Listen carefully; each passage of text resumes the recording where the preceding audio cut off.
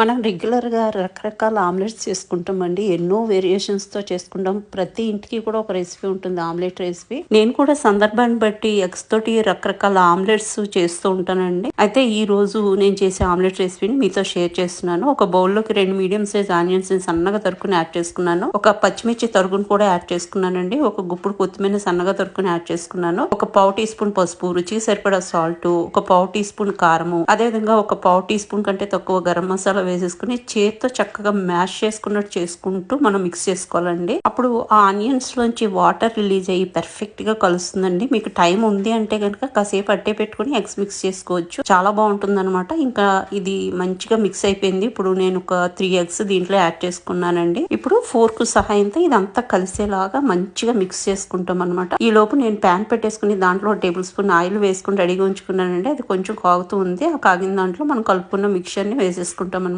అసలు ఎంత రుచిగా ఉంటుందో చెప్పలేనండి. మీరు అచ్చంగా అలాగే తినేయచ్చు. వైట్ రైస్ లో మిక్స్ చేసుకుని కలుపుకుంటూ తినొచ్చు. లిక్విడ్ ఐటమ్ ఏదైనా పప్పు, కలగలుపు కూర గానీ, పప్పుచారు గానీ, సాంబార్ గానీ, టమాటా రసం గానీ దేంట్లో మనం నంచుకుని తిన్నా కూడా అదిరిపోతుంది అనమాట. ఇప్పుడు ఒక సైడ్ కాలిపోయింది, సెకండ్ సైడ్ కి ఫ్లిప్ చేశానండి. మంచిగా మనకి కాలిపోయింది. లో ఫ్లేమ్ లో పెట్టుకుని మనము ఆమ్లెట్ ని కాల్చుకుంటే ఏంటంటే కరెక్ట్ గా దోరగా వేగుతుంది అనమాట.